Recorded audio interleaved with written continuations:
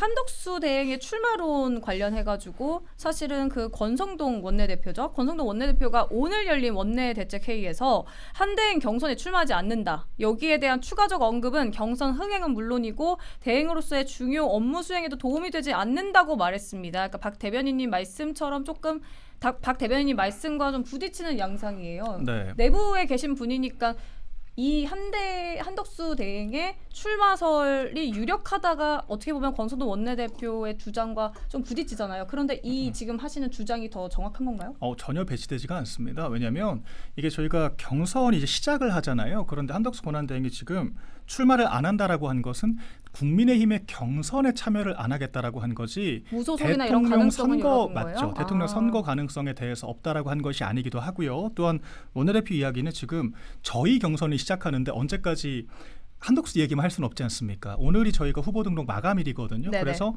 이미 사실 한덕수 권한대행이 당내 경선 출마는 이미 불가능해졌죠. 물리적으로. 그렇기 때문에 이제는 당분간은 우리 경선에 집중하자란 차원에서 이야기를 한 것이다라고 보면 될 것 같고요. 저희 네. 경선이 5월 3일까지 그러니까 근데 양자 대결에 안 간다라고 하면 4월 말에는 후보가 결정이 될 것입니다. 아마 그 전후로 해서 한덕수 권한대행이 무소속으로 출마를 할지 안 할지가 또다시 한번 또 이제 화제가 될 것이라고 생각을 하는데 그 당시에 이제 과연 한덕수 권한대행이 어떤 의지와 어떤 실현 가능성을 가지고 출마를 하게 될 것이냐를 지켜보면 될 것 같고요. 당의 입장은 지금 간명합니다.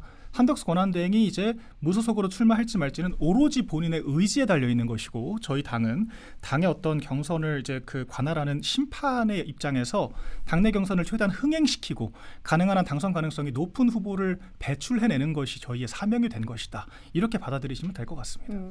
그 의원님께 제가 이거 하나 여쭤볼게요. 지금 오늘 보도가 쏟아진 것 중에 또 하나가 지금 이제 민주당과 그리고 국민의힘 둘 다 이미 그냥 경선 흥행은 실패했다. 이런 보도가 조금 나와서 이 부분에 대해서 좀 여쭤보고 싶은데 그러니까 좀 자세히 설명드리면 국민의힘과 더불어민주당 아까 말씀하신 것처럼 오늘 이제 후보자 등록을 마무리하지만 이제 민주당은 압도적 1위 주자인 이재명 그러니까 전 당대표죠. 전 당대표에 유리하도록 경선 룰을 바꾼 탓에 최대 관심은 이제 승자가 아니라 이 전 대표의 득표율에 이미 쏠리고 있다는 그 모습이고 반대로 국민의힘은 유승민 전 의원과 오세훈 서울시장이 이제 주말에 불출마 선언을 함으로써 지금 차출론이 제기된 한덕수 대통령 권한대행 국무총리까지도 경선에 참여하지 않게 되다 보니 어떻게 보면 경선 흥행을 통한 컨벤션 효과도 기대하기가 어려워져서 결국에는 두 당 모두 실패했다. 이런 보도들이 지금 나오고 있는데 이건 무슨 의미인가요? 저는 뭐 그 보도가 뭐 저는 조금 뭐 과장되게 양쪽 당의 근선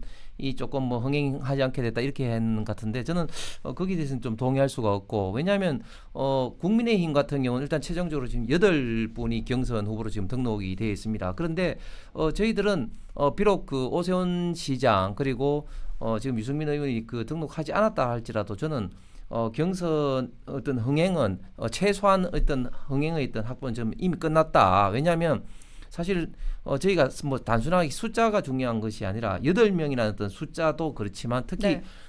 그 국민의힘은 누가 최종 후보로 될지 모릅니다. 네. 사실은 굉장히 앞으로 1차 커트하고 또 네 분이 와서 또 치열한 또 토론이 벌어지고 그런 가운데 제가 볼 때 지금 현재는 과반수 이상 50% 이상 득표자가 아마 없을 것 같고 그러면 또 최종 또 그 결선 투표까지 가기 때문에 네. 사실 이제 이런 과정에서 드라마틱한 어떤 그런 결과가 계속해서 도출될 수밖에 없기 때문에 네. 국민들의 그런 관심과 흥미는 계속 끌고 갈 수 있을 겁니다. 그렇기 때문에 저는 국민의힘은 이제 경선에서 좀 그 흥행이 상당히 좀 많이 될 것 같고 그러나 민당이 처음부터 사실은 경선 어떤 의미가 없죠. 사실상 뭐 이재명 어떤 추대 어떤 형식인데 그나마 또 김두한 후보라든지 이런 분들이 이제 경선 불출마 선언했기 때문에 더더구나 좀 김 빠진 사이다가 됐다. 네. 그렇게 이제 생각하고 그리고 또 이 과연 토론에서도 저는 토론에 다운 토론이 있을 수가 잘 없을 것 같아요. 왜냐하면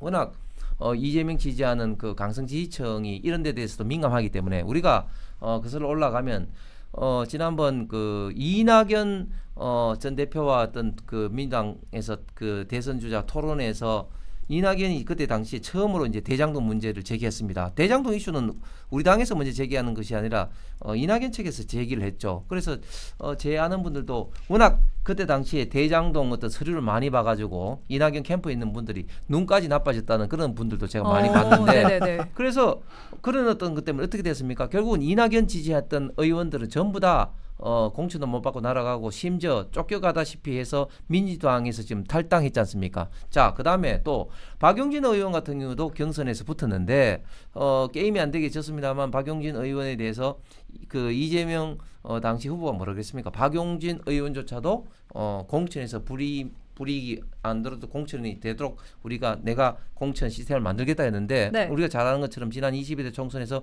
박용진 의원에 대해서는 계속해서 경선 룰을 바꾸고 하면서 3번 했던 도전에서도 무자비하게 탈락을 시켰죠. 네. 그만큼 이재명 전 대표는 굉장히 잔인하고 무자비한 사람입니다. 그렇기 때문에 아마 이걸 잘 아는 김경수 그리고 지금 이제 그 김동연 경기지사 같은 경우도 사실은 뭐 지지율에 있어서도 아마 상대가 되지 않을 뿐더러 토론도 굉장히 맥 빠진 네. 토론이 될 수밖에 없다. 이재명 대표의 가장 아픈 사법 리스크의 문제라든지 도덕성 문제라든지 과거에 어떤 공약을 지키지 않은 신뢰성 문제라든지 이런 근본적인 문제는 제대로 건드릴 수도 없을 거다. 그렇기 때문에 민주당은 처음부터 흥행 자체가 없었고 국민의힘은 처음에 예를 들어서 100이라는 흥행을 기대했지만 지금은 한 90으로 조금 준 면이 있었다. 그래서 흥행적인 면은 그리고 흥행을 통한 컨벤션 효과는 민주당과 국민의힘이 아마 비교조차도 저는 안 될 거라고 확신을 합니다. 그러니까 흥행이 안 돼서 이제 하루빨리 영화관에서 내려갔다 이런 식으로 이제 좀 생각하면 될 것 같은데 네. 그러면 이거 한번 여쭤볼게요. 이재명 전 당대표 입장에서 지금 혹시 이재명 당대표가 가장 두려워할 만한 후보가 누가 있을까요? 저희 당에서요. 네.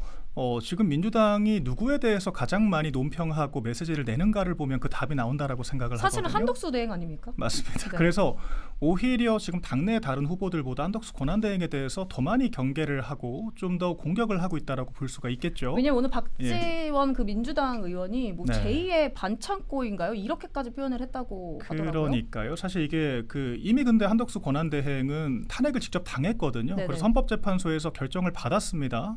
그러니까 뭐 내란 비스무리한 그 무엇과도 엮이지 않았다라고 이야기를 했고요. 그 뭐 국무회의에 참석을 했으니까 아무튼 내란 동조를 한 게 아니냐 이렇게 민주당이 억지 주장을 펼쳤지만 네. 그렇지가 않다. 그러니까 대통령이 국무회의에서 의결하는 권한은 국무위원들에게 예속되지가 않는다라고 헌법재판소가 그 설시를 했거든요. 네네. 이런 것들을 봤을 때 한덕수 권한대행을 내란으로 엮는 것, 물론 저희 당과 윤 대통령을 내란으로 엮는 것도 부적절하고 법적인 근거가 없는 상황이지만 더더욱 부적절하다라고 볼 수가 있겠죠. 그래서 그게 바로 사실 저희들이 주목하는 지점이고 또한 여론조사를 보더라도 지금 양자대결 구도가 계속해서 나오고 있지 않습니까? 네. 한덕수 권한대행에 대한 그 지표가 지난주부터 포함되기 시작했는데 가장 경쟁력이 있는 것으로 나오는 게 사실이거든요. 그러니까 본인이 출마 선언을 한 것도 아니고 정치인으로서의 어떤 뭐 역할을 한 것도 아님에도 불구하고 다른 후보들에 비해서 10% 내외, 그러니까 오차 범위 안에서의 그 양자 대결에서 승리 가능성을 점칠 수가 있는 그 유일한 후보라고도 지금 볼 수가 있는 거거든요. 그래서 결과적으로 저는 당이 추대를 하는 것이 아닙니다. 대선은 시대 정신이라고 제가 어제 말씀을 드렸잖아요. 네. 그리고 국민들이 부르는 거거든요. 그러니까 관리형 리더십, 조금 더 안정적으로 국정을 이끌어갈 만한 사람이 필요하다라고 국민들이 보고 있는 것이고 또 한편으로는 이 체제 전쟁이라는 것의 연장선에서 미국과의 관계가 전 무엇보다 중요하다라고 보고 있거든요. 그렇죠. 그런데 이 트럼프 대통령의 직접적인 반응을 봤을 때 전화에서 가장 첫 마디가 대선 나가시냐 였다라고 하지 않습니까? 이런 네. 것들이 그만큼 미국 자체가 한덕수 권한대행이라는 사람에 대해서 지대한 관심을 보이고 있다라고 하는 것이고요. 실제로 일본, 한국과는 특별하게 우선순위를 두고 협상에 임하라고까지 즉답적으로 지시를 했다라는 거지 않습니까? 이런 네. 것들을 봤을 때 이 윤석열 전 대통령의 그런 정신을 이어서 조금 더 경쟁력을 보이고 국가를 부강하고 안정적으로 이끌 수 있는 리더가 누구냐라고 했을 때 저희가 아니라 국민들께서 지금 그렇게 생각을 하고 계시다. 그리고 이제 한덕수 권한대행이 어쨌거나 우리나라의 이 리더지 않습니까? 대통령이 아니라 현재는 아니라고 하더라도 그래서 그런 국민적인 그런 부름에 응할 또 책임도 있다라고도 볼 수 있겠죠. 그래서 아마 그런 것들을 두고 여러 가지 타진을 할 것으로 보이고요.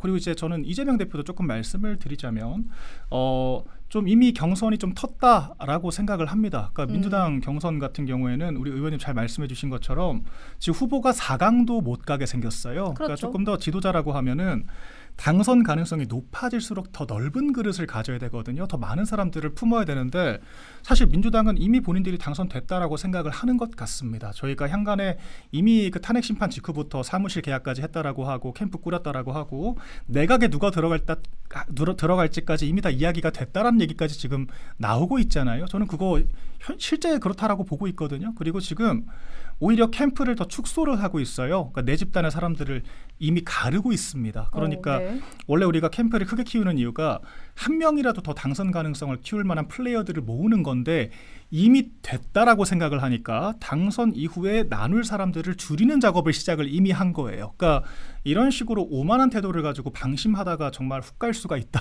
그래서 이 지점 하나가 있고요. 경선도 마찬가지 그 측면에서 가능한 많은 후보들이 나와서 본인이 주인공이 되어야 하는 거거든요. 네. 그래서 경선 흥행이라는 게 곧 사실 우리 누가 봐도 이재명이 될 거라는 거 알고 있잖아요. 그러니까 더 대범하게 많은 사람들 들어와라. 내가 기회 주겠다라고 하고 본인이 그 안에서 이기고 올라가는 그림을 만들어줘야 이게 서사가 생기는 거거든요. 그런데 그런 자신에게 유리할 수도 있는 그런 그 그림을 포기할 정도로 겁에 질려 있다 한편으로 아니면 일극 체제에서 단 한 치의 그런 오차도 허용하지 않으려고 하는 더 내 집단으로 파고드는 이런 좀 안타까운 모습을 보이고 있다라고 생각을 하고요. 이런 게 바로 그 프레지덴셜하지 못한 그런 네. 모습이라고 볼 수가 있겠죠. 그래서 4명도 아니고 3명이 지금 참여하는 경선 더군다나 이건 이재명 대표에 대해서 그냥 적합부적합만 찬반 투표를 하겠다라는 것과 다르지가 않기 때문에 네. 이재명 대표가 너무 겁을 먹고 있고요. 이런 게 바로 그 이낙연 후보한테 질 뻔하지 않았습니까? 네. 그 마지막 선거인단 투표에서 거의 트리플 스코어로 질 뻔했는데 그때 그 트라우마 때문에